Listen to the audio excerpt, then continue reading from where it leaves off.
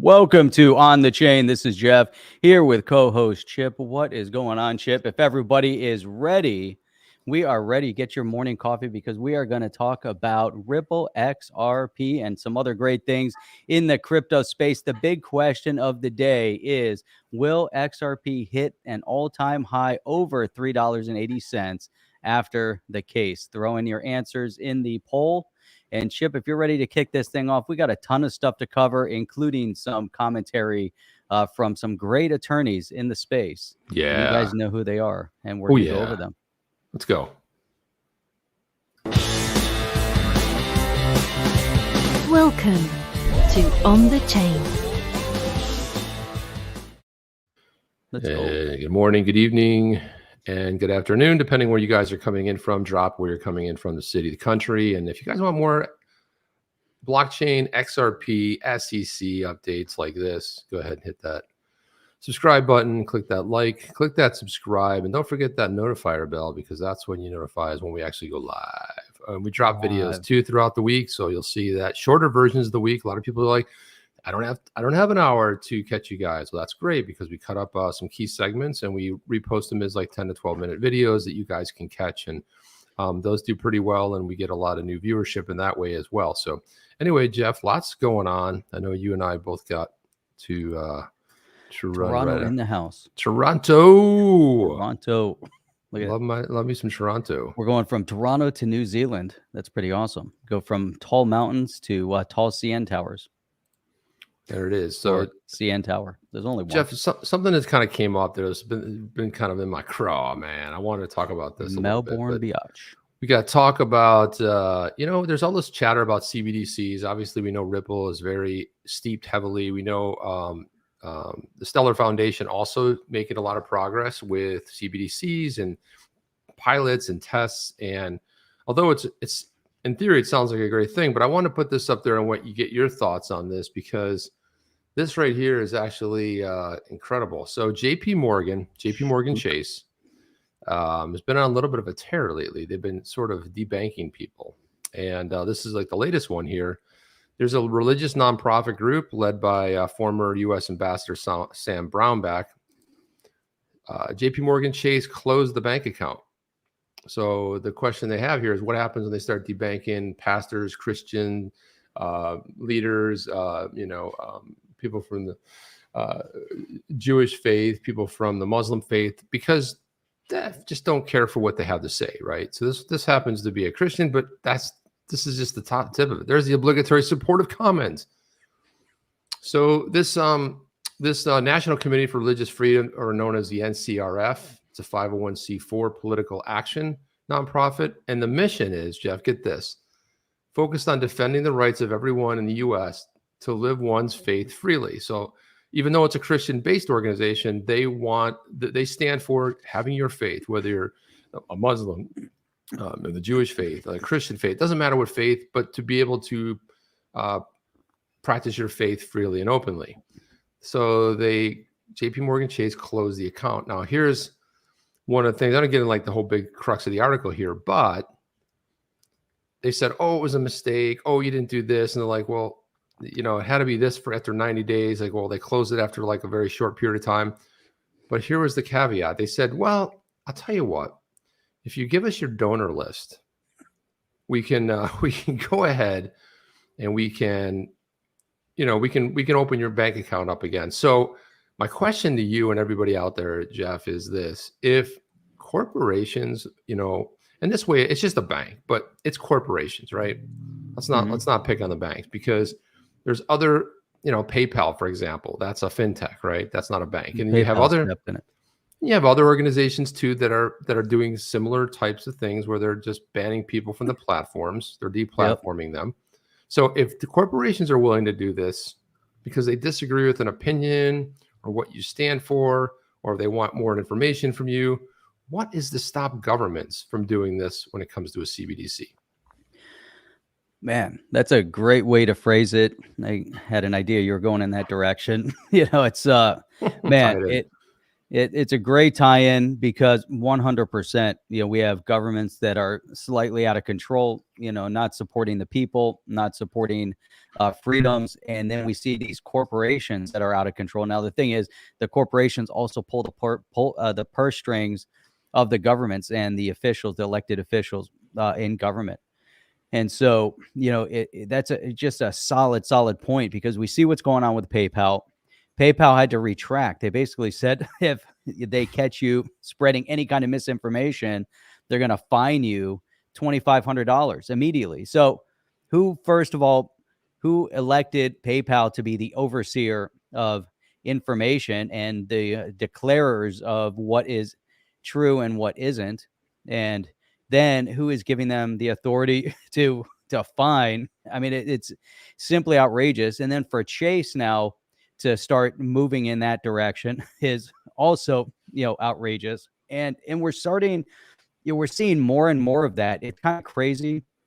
But look what happens. They get smacked back as soon as they step their toe into it. But, your point with the CBDC is so spot on, because imagine now if government is in full control of your currency. Now, obviously, they control the ebb and flow of the currency, meaning, at print time, et cetera, which impacts valuation. But now imagine they can impact when you can spend it, when you can't spend it, when you have access to it, when you don't have access to it. And if their purse strings are still being dictated by some of the powers that be in these bigger institutions, these corporates, we're in trouble. We're in trouble anyways if you look at the lunacy within government, because the government is supposed to be, for the people and by the people. It's not the people are there as for the government and by the government. It's the other way around. And so it causes a lot of concern. Chip. Yeah. Well, I just thought I'd open with that because, people on the internet have called, on the crypto Twitter especially, call you're crazy, you're a little paranoid. But and I know it's come up a couple of times. I think it came up to David Schwartz as well. Like, hey, this is a real possibility here. This can absolutely happen. But jumping on to some other things here, we talked about some of the amazing attorneys we have in the space, John Deaton being one of them, just out of the goodwill of his heart. People have said, well, give you money. He doesn't want money. He wants to do the right thing here. He's representing 75,000, just the people who actually signed up. There's probably hundreds of thousands out there we know that own XRP, right? And so this one here, Gary Gensler put this little tweet out right here, which said, hey, if you haven't already taken the SEC investor education investing quiz, be sure to do so now. So let's look at this, Jeff. So here's the investing. Real? Is this real, or is this like this is too much, Jeff? A joke. It's starting to look like parody, right? The first thing I did was like, is it really Gary Gensler's account? Like, you got to check right. the blue check mark's there. Okay, it is, because it starts to sound like really parody, right? I mean, I'm starting to miss his videos. Well, yeah, well, I just like from Office Space, I wouldn't really say we're missing them. You know what I mean? So it's like the greatest line in Office Space when he says, "You've noticed you've been missing a lot of work lately." He's like, "Well, I haven't really been missing it." So there you go. So here it is right here. Here's the quiz. And even this looks ridiculous, okay? World Investor Week 2022 quiz, which is not a red flag or an investment fraud. Unsolicited offers, pressure to invest immediately, the risk of losing money. And there's 10 questions here. Even this looks like fake, doesn't it? It looks like an ad that pops up when you're trying to get to your content. Exactly. Exactly. And that's probably what it is. So then it's by the SEC. Probably tracking your IP address. And it's like, let's see how they answer the crypto question, right? That's so right. John Deaton pops in here and he says, like, he goes, hey, well, why would anyone rely on what the SEC says when the OIAA of the SEC tells people the SEC hasn't made a determination whether XRP is a security and may never, less than 60 days before it brings a suit, saying all XRP for the last 8 years have been illegal securities. It's got a good point here. It's got a solid point, right? So it's like it's just parody at this point. I mean, everything has gone. I don't care what city you live in, what Providence, what state, which country. it's all gone to a level. It's gone to a nut job level of like 9.5. Like we are almost at that. We're that 10 is that precipice, and many have seen that precipice. But my gosh, it's gotten really crazy. Here we go. Here's a super sticker from Rough Rican. What's up, Rican? Good to see you. Appreciate that support. Thank you, my man. Chip, and if you ever wanted to know what it looks like, because we're never really logged into that screen, see how cool that is? Rough Rican. Cool. It's got a little cup of coffee over on the other side. Oh, there you go. All right. Yeah. See, for some reason in our software, we don't see it. I mean, what you see on the screen is what we see, but we're also streaming over on Twitch and also on Twitter. And Twitter. So Jeff's account, my account, and then the on the chain account. Over there. We are everywhere. We're everywhere you want to be. We're everywhere you want to be, Jeff. Yeah, there's all kinds of so then Jeremy XRP Panic took the test and he said it said, did you know you could lose all your money if you invest in crypto? I answered, fuck you, Gear Bear, and closed the quiz. Wow. There you go. Wowza. Yeah. Well, yeah. How do you trust the SEC when they made the determination that Gary Gensler is the man for the job? A lot of big questions. Who made that decision? Maybe that person should be fired first. If you hired Gary, you get fired. Yeah, it's a very so this is kind of goes a little bit hand in hand with it. But on the recent David, I think it's called Blockstars, David Schwartz has this podcast over there at Ripple. The latest one here. Ripple Advisor predicts countries may use public blockchain. Nice. The word may is very, may. Yeah, well, they might. Countries can't say that they for sure will. Countries may adopt Bitcoin as their currency. They may. But this today, I think we've determined it's a little questionable in how they write their articles. Dobinia sometimes puts out some good ones, but he's just actually quoting from the podcast in this case, because you're right, we have to keep an eye on these things. But they may use them. Okay, they also may not. They may not. So there you go. What is this? Obviously. All right, let's do this. Let's see. Man, oh man. Okay. Well, that's weird. It came up for me. There it is. Okay. So this is Anthony Welfare, who's a senior advisor at Ripple, said countries may decide to use public blockchain solutions in the long term during that recent discussion with Ripple CTO David Schwartz on the Blockstars. He's Blockstarts. You got that wrong. So you're right, Jeff. Blockstars, not Blockstarts. This is always a little questionable. Obviously, the XRP ledger is public and it is totally decentralized. But do they want that public purview? Because they also have a private blockchain that's available too. And that's probably what people will.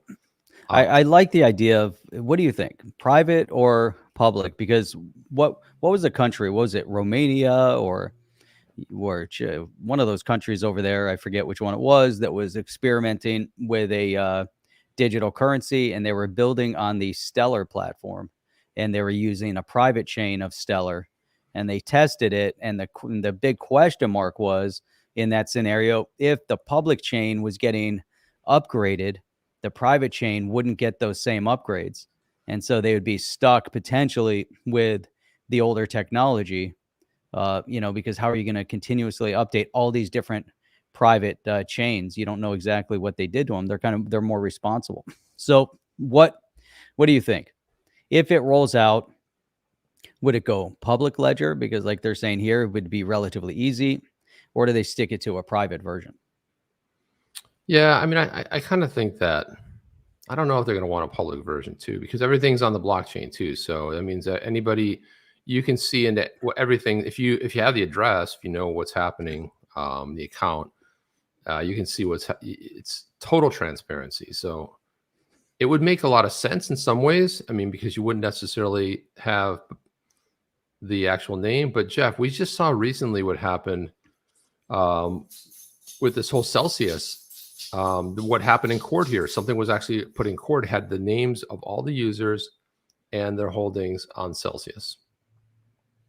That's troublesome, right? So somehow that surfaced. I don't know why, but I think it surfaced mainly because on the debtor, the creditor side, they have to make a determination on who Celsius would owe money back to. So then they put into public purview in the court, at least, who owns what, who they need to. And it does put a lot of people at risk by doing something like that. That would be, so that's problematic. Could you imagine if there's a bank and then, going through a similar scenario, and then the court tells the bank, we need a list of every one of your account holders, and we're going to call them creditors. And we want every one of your account holders, and we want to know the accounts and how much money is in each one of those accounts. Now, and then they make that public. So I think that's, definitely, problematic on multiple different levels. And this is Chip, this is kind of the game that we're playing in right now. One of the issues in the crypto space is that, especially when it goes to the blockchain, is that you have wallets and, they're all public. The thing is that how do you connect the wallets to the individual? Unless you were able to track it down through an exchange that you 100% knew that that wallet 100% belonged to that person, because you were able to backtrack as an individual. Obviously, there's companies out there that can do that. Security companies, and they've proven that they can, go through the breadcrumbs of wallet addresses and track them back to an origin. That's a little scary, to an extent. But now imagine, Chip, like you're saying, imagine you're putting this power into a centralized authority, but then that centralized authority is willy-nilly with the information. I still don't believe that a bank at this point would do something like that, and the court wouldn't request the bank to do something like that and make it public. So I don't understand why it happened with Celsius. It just it doesn't make sense. And it wasn't Celsius team that made it public. I think it was the court that made it public. I'm not 100% sure, but either way, they're playing a high-risk game with people's information, and I don't like it.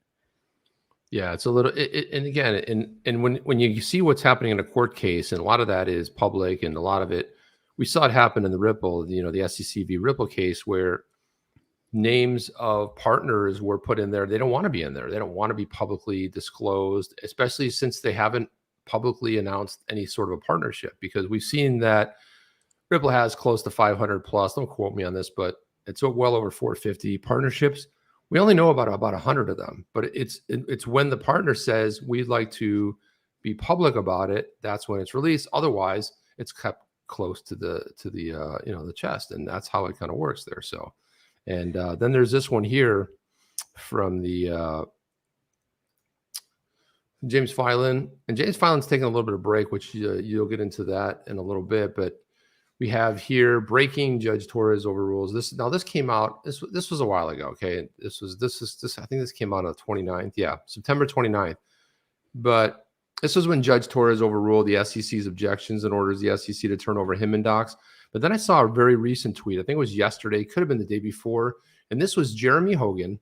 And Jeremy Hogan said, a brief update on the Ripple v. SEC case. I see some confusion, therefore I tweet. And that's a direct quote from Jeremy Hogan. He says, on September 29, Judge Torres did overrule the SEC's objections to turning over those Hinman emails, but did not say whether they must be turned over. Therefore, he says, the deadline becomes when an appeal of the judge ruling is due. The court is lenient like this because once the documents are handed over, it cannot be undone. So that deadline is basically 60 days, maybe longer, if they move for reconsideration, which Jeremy Hogan says, I doubt that they will do. Your thoughts on that, Jeff? That's a little bit. 6 times, and now they're going to play this waiting game, this delay game again. See, it's problematic on so many levels, but it's anticipated and expected from anybody within this current administration. Just the way things are done, I expect it. They have complete animosity to the people they're supposed to represent, the people they're supposed to protect. The SEC has shown itself to be antagonistic to retail investors. They're not there to support the retail investor, and they're going about this strictly to fight their own case and to hold things up. For whatever reason, they're going to continue delaying. They're the ones who brought this case. So if they brought this case, Chip, they should have been prepared for all aspects of the case. They should have known that, when they went into this, that, hey, by the way, there's all this information out there. Why? Because it's in the public. Everybody knows it's out there. We know that Hinman gave these. We know all of these things. Maybe we need to prepare ourselves. So instead of preparing themselves on it, they just kind of let the cards unfold, in a careless manner, which is actually good. And the reason why, and my opinion, Chip, I'm sure you might share the sentiment, and it's coming from, all these different brilliant legal minds that we've looked at, is that they didn't have a case to begin with. They've been fighting a case that they don't actually have. They're attacking Ripple. And right from the get-go, as Garlinghouse had mentioned 2 years ago, he said, this isn't about Ripple. It's not about XRP. It's about the crypto space at large. So this antagonistic approach by the SEC to the crypto space at large is in part a pissing match, with internal organization to see who's going to dominate and control crypto. It's in part their animosity to crypto in general.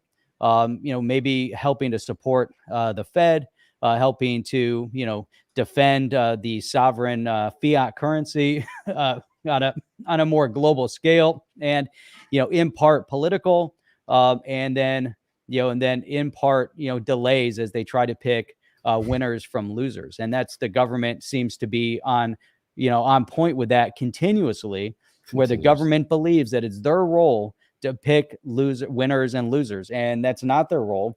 The market's role is picking winners and losers. But as we've seen, and I'm sure it happened way, before in the past, but, from 2008, 2010, we started to see the pickers of winners and losers with big corporates, insurance companies, banks, deciding on who's too big to fail. We saw that before that, even in the years leading up to 2008. We saw the banks, we saw insurance companies, we saw automotive companies, and why would crypto and banks once again be any different, as they're trying to defend their cronies and decide and dictate the direction that our financial situation is moving in. And it's super problematic. It really is, Chip. That's well said, man. Extremely well said there. Let's go to this here. So he does have a couple more points here. So Hogan goes on to say that if the SEC appeals the ruling, it will take a long time to figure out. Months is what he puts there. So I personally don't think the SEC will appeal because it risks adverse binding case authority by doing so. Bad facts equal bad law. And these are bad facts. But others have different opinions on that. But keep in mind, what is in those emails is not relevant to the Section 5 violation, whether or not XRP is a security. It's probably only really relevant to the fair notice defense.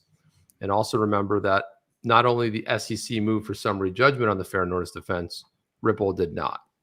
So therefore, I believe that Ripple will object to a ruling on the fair notice defense issue because discovery is not complete.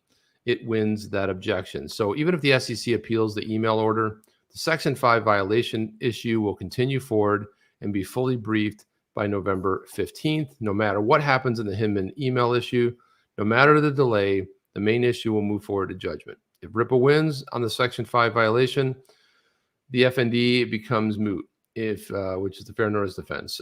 If Ripple loses on Section 5, it can still move for summary judgment on the fair notice defense. Hope that helps. So there you have that from Mr. Jeremy Hogan, and I appreciate that commentary a lot, man. I think it's pretty good. It's good stuff, man. We have some really solid comments that have popped in here. I've kind of been starring some, and then it's let me. I'm not sure where this one came from. Did you know they're giving away castles in Europe? I thought that's kind of cool, Chip. I saw that when we did that story about in Crypto Ready, I also put it into one of our fluff pieces where they're giving away. They have millions of homes they're giving away in Japan because they've either been abandoned or for some reason. Then they give them to you. You just got to like fix them up. But what I learned was that fluff piece. A lot of them are really rural areas that people are more migrating towards city, and there's a lot of creature comforts, and some of these are kind of rural. But Jeff, I mean, it's a lot. Free is free. It's free is free, man. And castles. I was watching a YouTube video last night about a guy who bought some chateau that had lost the roof in a fire, but the structure was amazing. It's cool when you watch this stuff just from the 80s. Trees growing in there, vines. The guy took like 4 days himself just to clear it. And man, I cannot get enough of those videos. So I'd love to hear more of that. That'd be awesome. I mean, think about the amount of money you'd need to invest in rebuilding these castles. And a lot of times they're abandoned because they're super expensive to upkeep. That would be amazing. I would love to do that. Get it for free. After Moon, let's do it, man. Let's pick a castle. We can all go in as investors. We can have an OTC sort of a castle set up somewhere that everybody pools the money, and then it's like everybody can have use of it and bring their families. And that's awesome. It would be the XRP compound. We were talking about that a couple Saturdays ago. We're gonna have an XRP compound, and we're gonna have them in different parts of the world. So as part of the family here, you'll have OTC. Membership. Right, OTC, but it'll be an XRP compound because everything will exist within an XRP. But the great thing about it is that we'll have them all around the world. So you'll be able to travel and stay in all these amazing XRP compounds or OTC compounds all over the world. And that's what we'll start. We'll start with a castle. I think that'd be really cool. We'll put our shield, our logo, the OTC logo up on the front. That would be the coat of arms with the OTC logo. And that'll be the OTC family. We'll have to have a moat around it.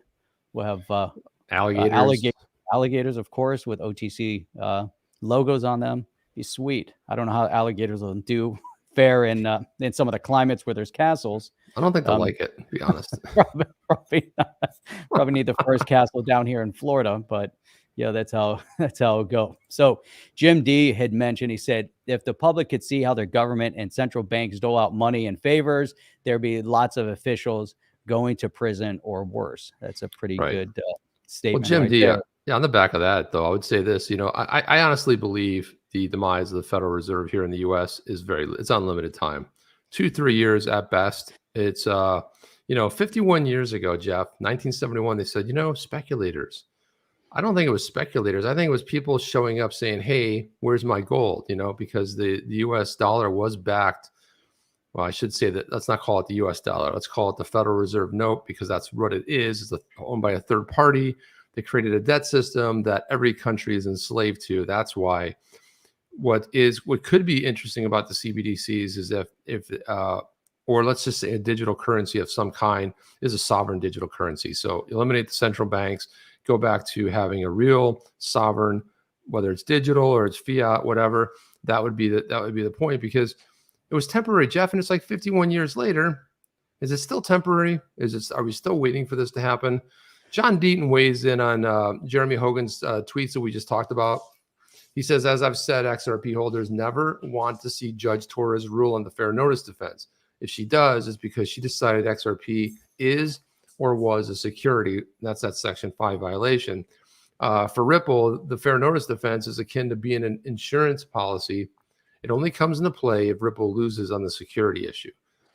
So that's well said. Packed a lot into that. Yeah, that's what that is. And we just want more commentary below that as well. Was there? Let's see. Oh, thank you for that. Yeah. So most likely now it won't happen, but there is a scenario where the SEC wins, but Ripple doesn't have to pay much. The judge could say that XRP was and is a security, but Ripple didn't get fair notice, so it doesn't have to pay.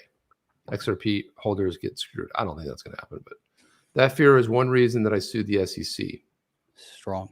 And there it is right there. Jeremy Hogan says insurance policy, perfect descriptor.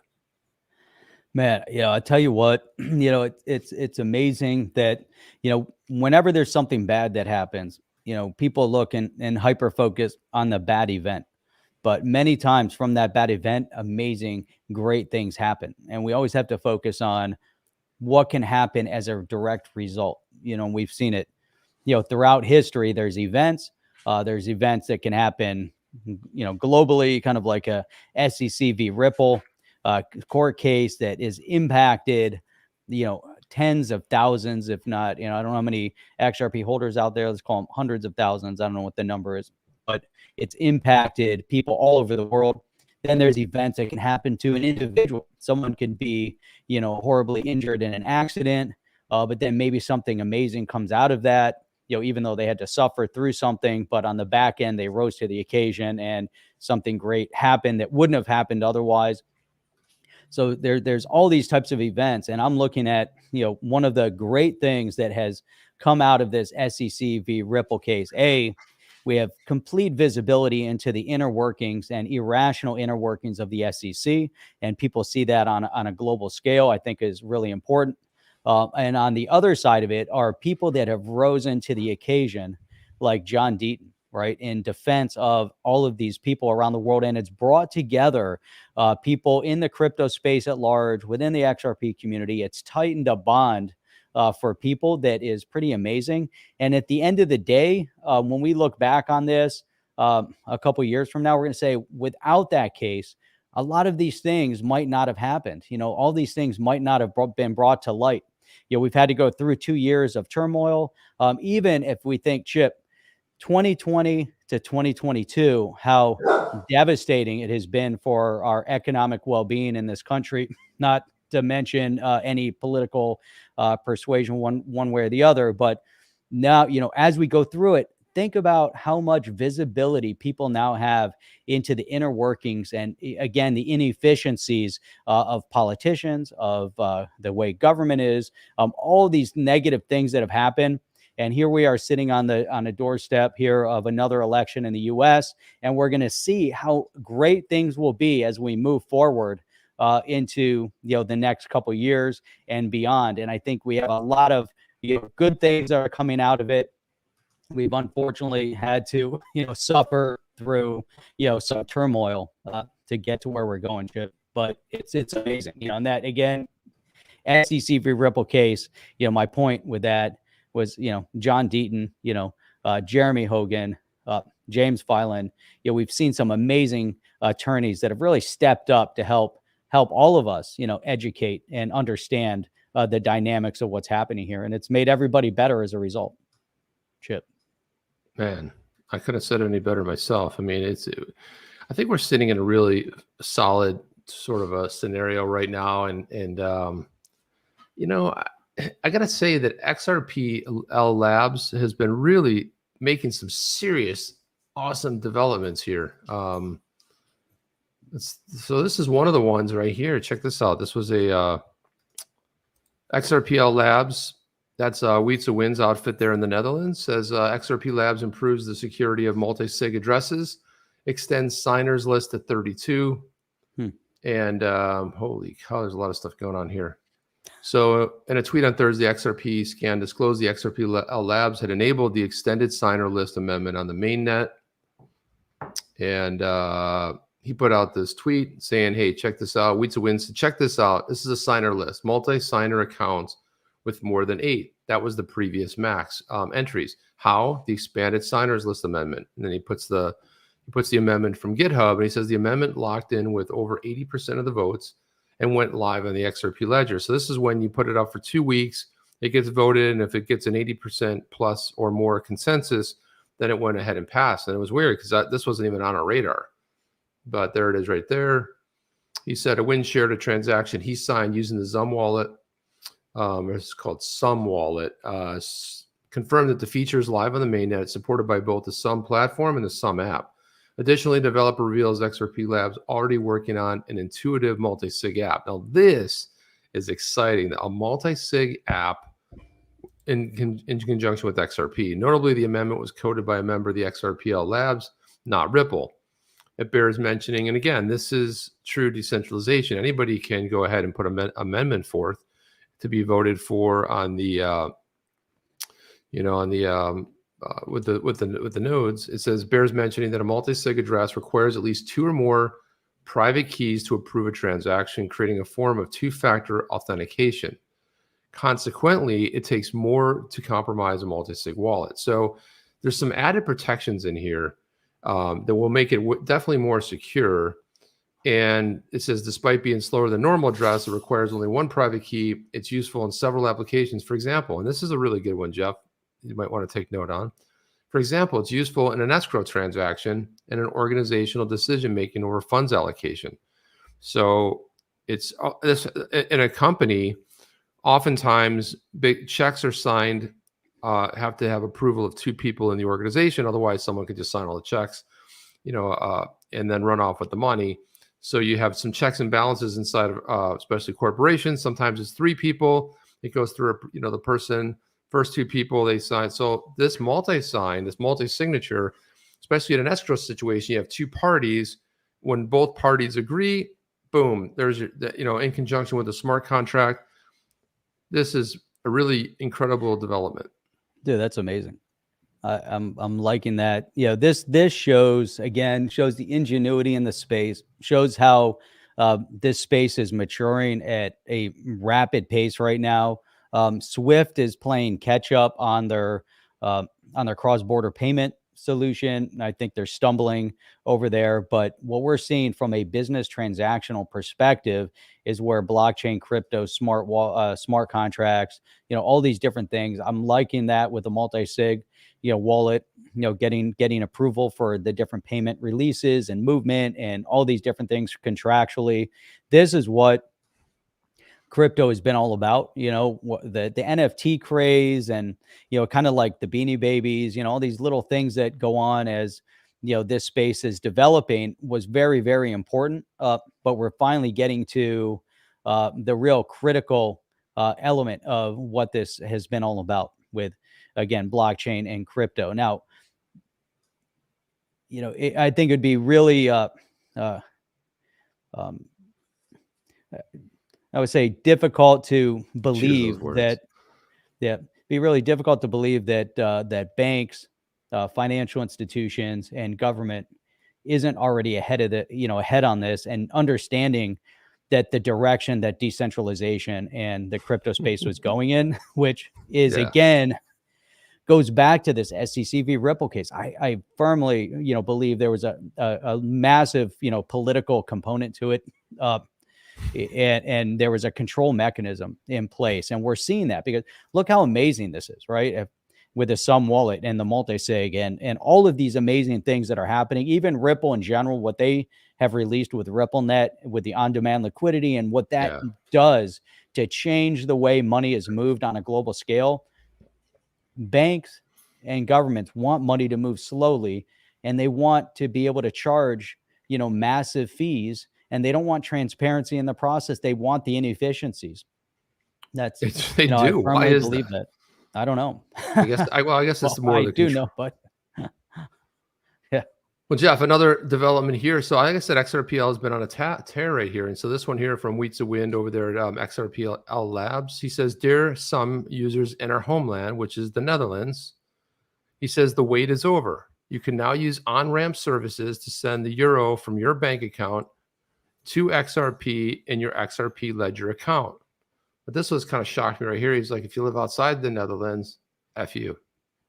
I was like, why the hostility? It says, tap into your Xumm home button.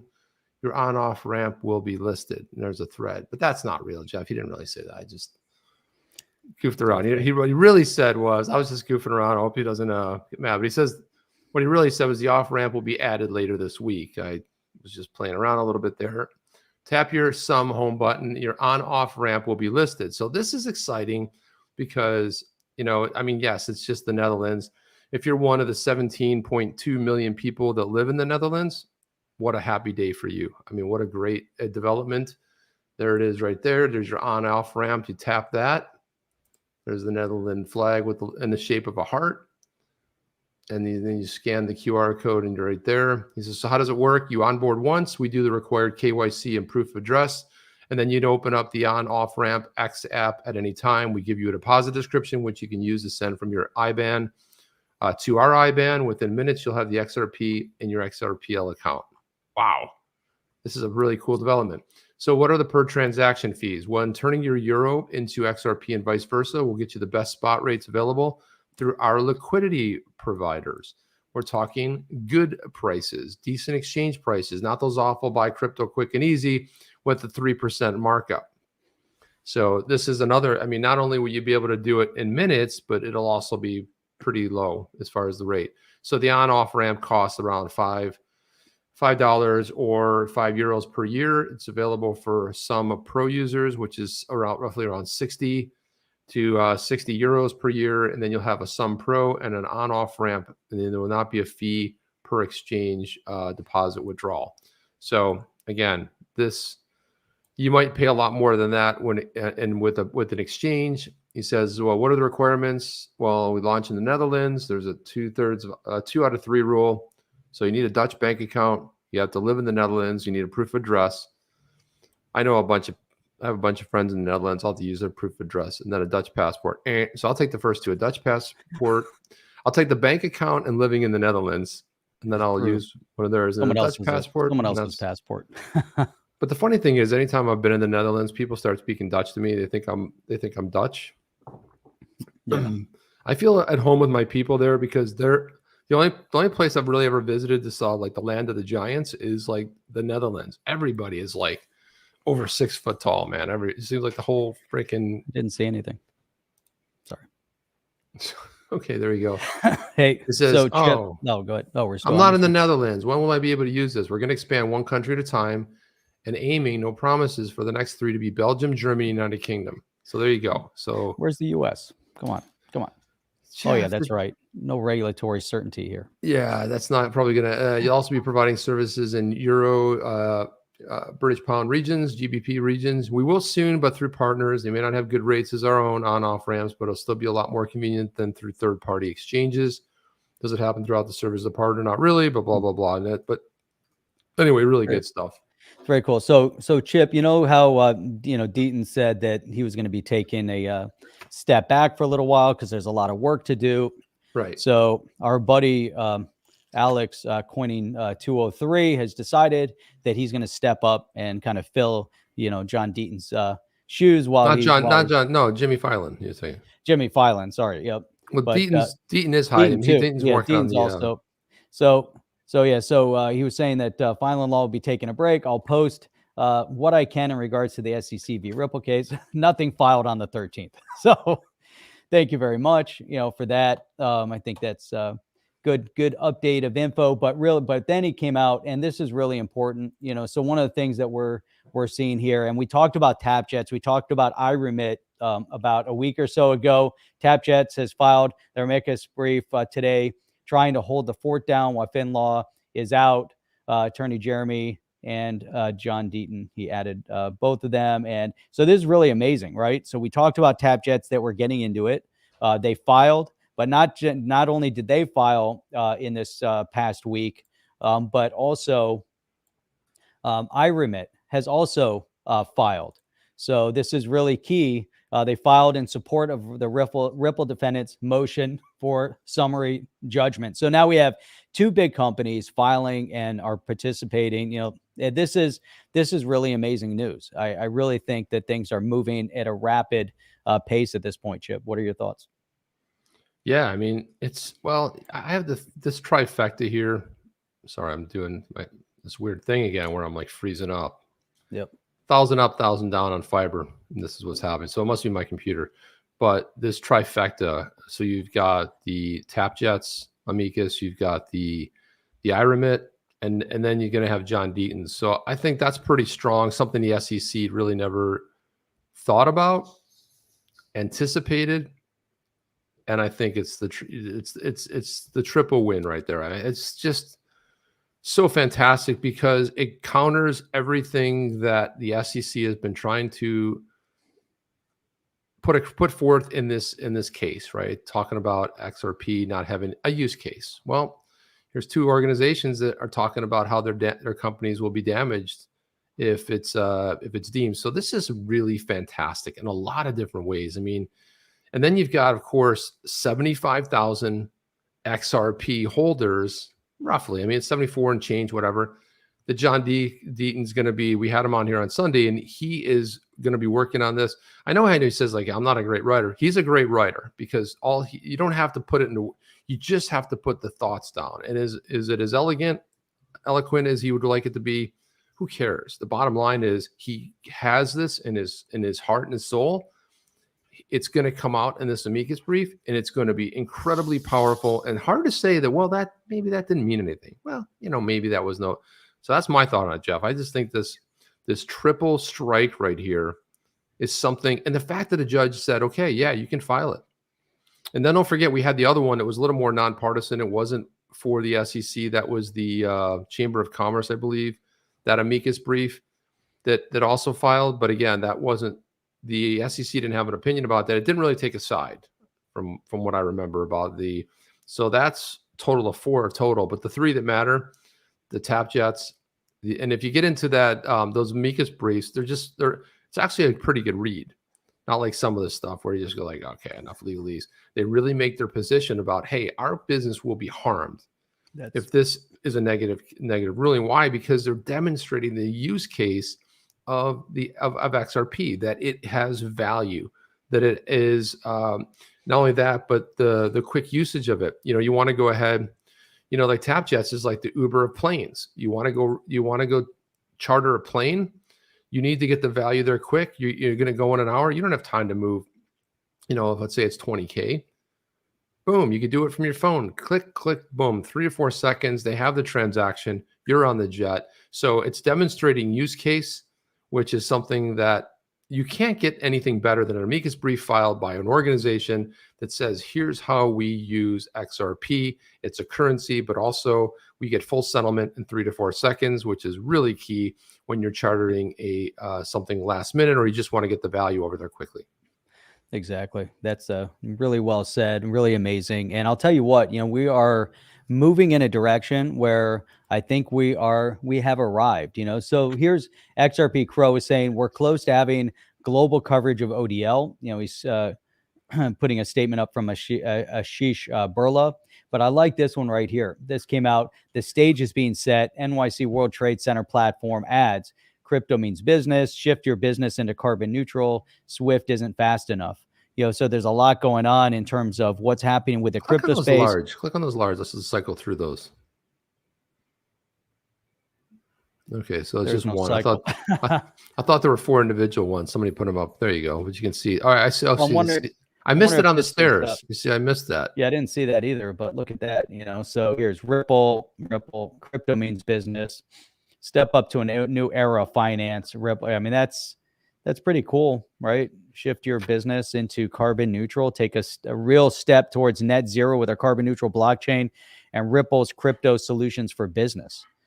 So things are transpiring, things are happening, right now as we speak, and I think, Chip, it's really impressive. Now, take it a step further, and I don't know if I 100% agree that Google's partnership with Coinbase is validation for the crypto industry, but at the same point, Google is partnering with Coinbase in order to adopt crypto payments somehow.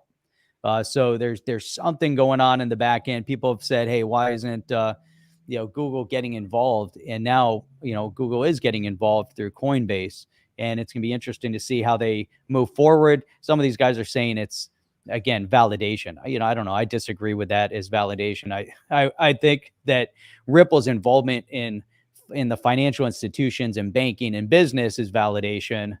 I don't know that Google is. What do you think?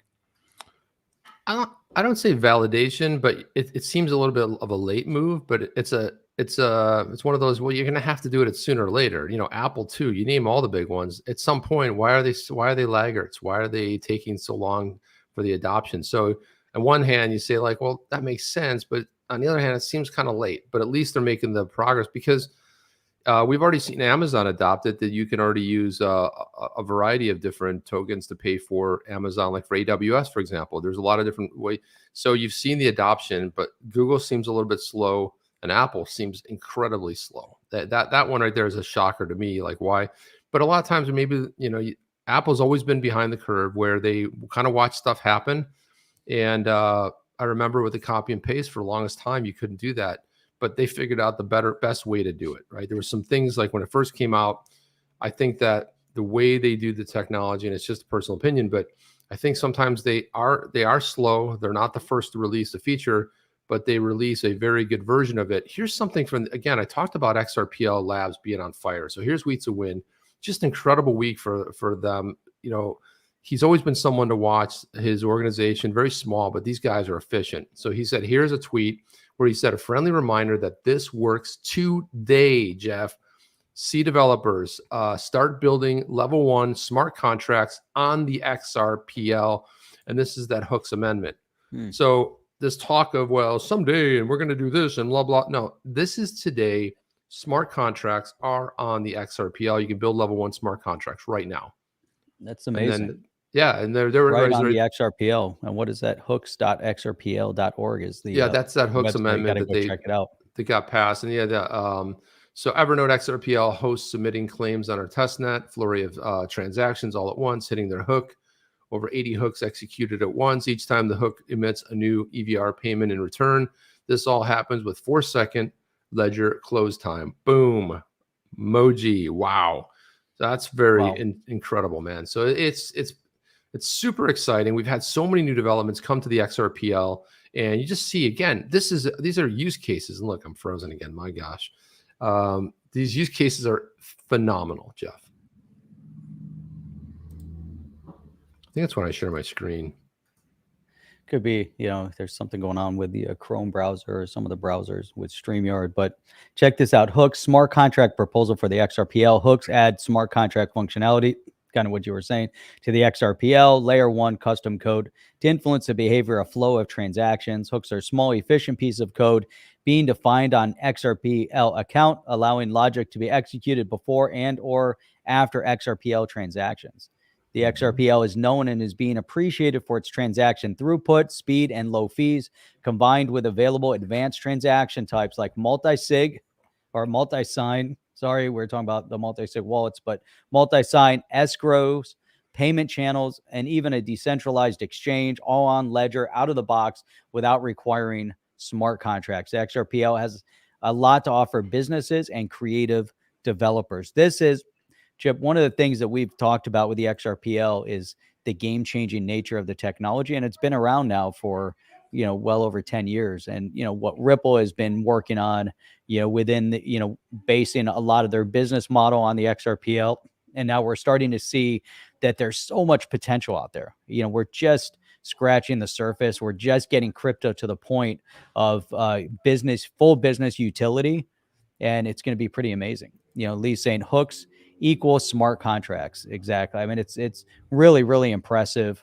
I think we're going to start seeing things go into hyperspeed moving from 2022 through 2023. I think at the end of 2023, the whole space is going to look different. It's going to look amazing. Hey, Jeff, in the keep there, could you go to the one where it says I have nightmares? Could you download that one? Because I'd like to play that one, because I know my computer's having issues right now. So where is it? It's just search for nightmares. Just do a Command F on your nightmares. It's down towards the bottom right there. Hard to do Command F, wouldn't it? Control F. Nightmares. Sorry. Yeah, download that video in the interim, because I think it'd be a nice way to kind of go out of here, because it kind of plays into this one here, this tweet that I'm going to display here. Yeah, let's play that one. Let's cap off. Let me see what kind of volume is on this. Oh, it's loud. Okay. Yeah, so that's something you can play. Yeah, I want to read this one first, and then let's play that one. But let's see if I'll. Is the music playable? I think it's generic in the background where it shouldn't make a difference. But let's see. Okay. We can kind of gauge it as it goes. I think it's more like ambiance type music. Yeah, it sounds that way. So David Schwartz put this out. He said, "There's a lot of things I could say about what's happened over the past few days with Charles Hoskinson and the XRP community, but I would just say this situation makes me very sad. Sad. Very sad indeed. So sad. So sad. So sad. So sad. All right, let's play this. We're rolling up on 9 o'clock, so we'll play this as our way out of here. This is pretty cool. Let's do that. That looks pretty ominous. Well, it does have the Halloween. That have the Halloween type of the vibe to it right there. And this is made by Notorious. You guys go follow Notorious. It's also a long time OG in the OTC space. But this is. Then let's play this out. All right, here we go. Ready? Oh. Yeah. Well, there's some people in the XRP community that are trying to invent this grand conspiracy that there was blatant corruption between the insiders at the SEC and Ethereum. And, I don't honestly think that that's the issue here. I don't honestly think that that's the issue here. This grand conspiracy. Like, Charles, don't do that. When you say that, all those people that send a message to Congress, it's undermining them. When Empower Oversight, which doesn't own XRP, owns no crypto, has nothing to do with John Deaton, when they fight for transparency in our government, they sue the SEC, expend time and resources, catch the SEC in a lie, get 1,200 emails that conclusively prove that Bill Hinman violated the law. It's not an allegation, people. It's a fact. Okay? When you then say it's a grand conspiracy, you're undermining all of that effort and energy. It's like, Charles, don't do that. Let me make this clear. I want everyone to understand that there is no conspiracy. Okay? This is a fact. So let me make it clear to everyone in the world. Bill Hinman violated the criminal conflict financial laws of the United States of America and likely violated Title V of the U.S. Code. Period. It is a fact. It is not an opinion. And I would turn it off there because that's we don't want that copyright, but that's that's here we go right there. Yeah. So anyway, that's it. That's all we have, guys. I mean, thank you for hanging out with On the Chain. We love all of you, all family members. Thank you everybody for coming in. Really appreciate it. Thank you from everybody from the Baba Discord as well, coming in here and piling in. Really appreciate it. Great comments today. We couldn't get to them all, but if you look at our Google Keep, we always have 1,000 stories. We only get to a bunch of them, but that's what we do. We generate it live, and that's what we appreciate about everybody. So anything you want to say? That's it. No, we appreciate everybody. We have by far the best and the brightest in the crypto YouTube space. You guys are amazing. And we'll check you guys back out tomorrow night, Sunday, 8 p.m. Eastern Standard Time. Yeah, we have a cool guest tomorrow night. She's going to come on and kind of keep it a secret, but she's going to talk about her experiences, especially in the Web3, and share a lot of the stuff of the music. So we have a guest on, so you guys aren't going to want to miss it. It's going to be a fantastic show. So guys, come on back tomorrow night and hang out with Jeff and I. We'll see you guys on the next one. Chip and Jeff. Ow! Ow. Are you down with OTC? Please like, subscribe, and click the bell to be notified when the next video drops.